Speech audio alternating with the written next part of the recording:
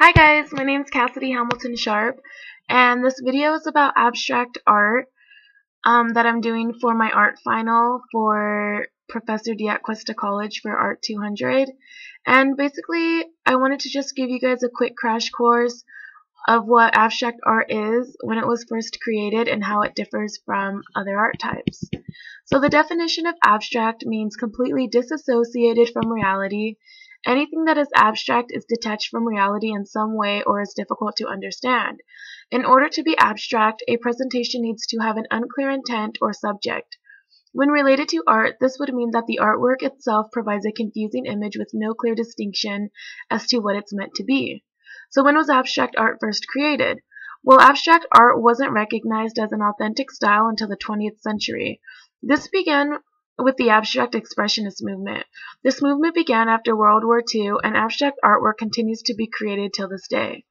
During the abstract expressionist movement, artists used the abstract style of art to express themselves. This is a style which was created with a great emphasis on spontaneous creation. So some may ask what caused abstract art to stand out from other types. So abstract artwork is still a new method of expression.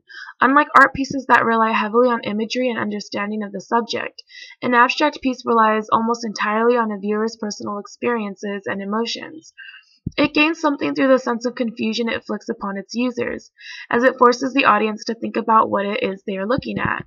The more you're forced to think about a painting, the more you may discover that it actually means a whole lot more to you than it initially demonstrated. So now that you know a little bit of background about abstract, I'm going to go into 3 artists I found interesting, and they are Mark Tobey, Jackson Pollock, and Vasily Kandinsky. First, I'm going to give a little bit of background on each artist, and then show one piece I found interesting with each artist's artwork. So let's get started. My first artist I chose is Mark George Tobey, and he was an American painter who was born on December 11, 1890. He was born in Centerville, Wisconsin, but lived in Seattle, Washington most of his life until moving to Switzerland, where he died on April 24, 1976. He studied watercolor and oil painting at the Art Institution in Chicago. His densely structured composition was inspired by Asian calligraphy and resembled abstract expressionism. His work was widely recognized throughout the United States and Europe. Tobey's all-over paintings were marked by oriental brushwork and strokes, and many know Tobey for his notable creation of so-called white writing, an overlay of white or light-colored symbols on an abstract field, which is often itself composed of thousands of small and interwoven brushstrokes. So I decided to choose a piece by Tobey, and I'm going to show it to you. If you look at this complex all-over composition, it really has no focal point. There's a lot of fine white lines painted against a dark background, which really characterized his white writing style. He established it in the mid-1940s, and to me, when I look at this painting, I see an interrelationship between light and the universe. Overall, in my opinion, it looks like a whole bunch of squiggly lines kind of fading into air. It's really hard to distinguish what this is, and it really brings out and interprets abstract in a whole. So this painting is 26 by 27 and is tempera on board, and you can really see how his white lines are a result of his experiments with Chinese calligraphy. Also, his paintings suggest vibrating movement and light that energizes and links together. You can view some of his other work at the Metropolitan Museum of Art, the Whitney, and so many other places. A quick fun fact about Tobey was that he actually was the first American to win the painting prize at the Venice Biennale in 1959. And this painting is called Wildfield by Mark Tobey. It was done in 1959, and it's really interesting to me, so I hope you guys can see it clearly on my camera. And I'm going to move on to my next artist, who I chose to do on Jackson Pollock, and he was born on January 28, 1912, and died on August 11, 1956. He was also an American abstract painter who was well known for his style of drip painting. So a few facts about Pollock that interested me was that he struggled with alcoholism, which caused his death due to a single car accident when he was 44. So Jackson Pollock's painting style was a form of abstract expressionism, and what makes his artwork so unique is that he would place a large canvas on the floor instead of using a traditional easel. He painted with impulsive brushstrokes or by splashing the paint directly onto the canvas. He also used trowels, stick paint, cans with holes, and knives to apply the paint.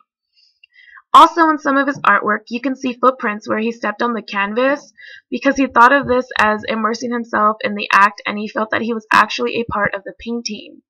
So I decided to choose a piece by him called Number 32. And here it is. The painting was completed in 1950, and you can see it in the gallery of Kunstsammlung. This painting is nearly 9 feet tall by 15 feet wide, and as you can see, in this painting the colors are really vague, and that's because it only consisted of black paint with lighter support.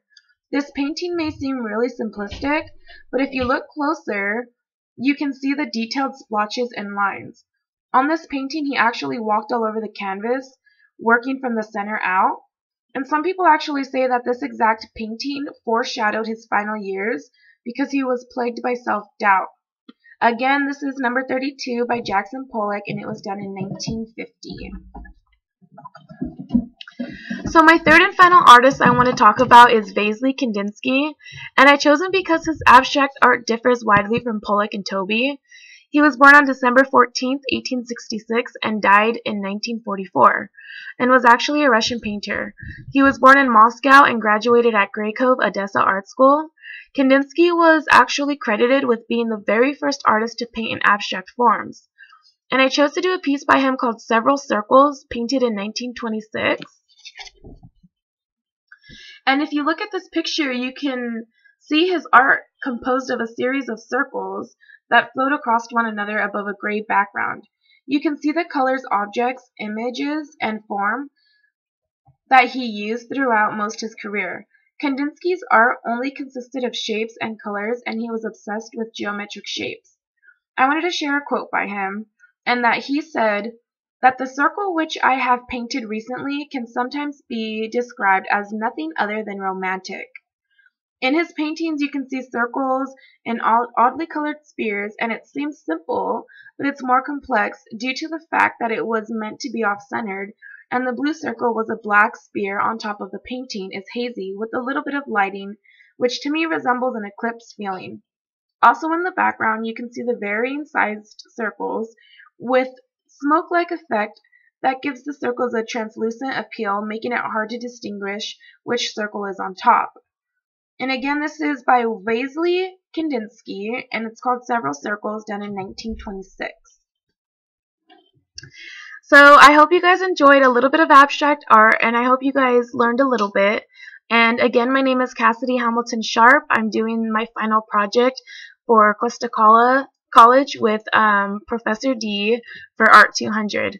Thank you guys.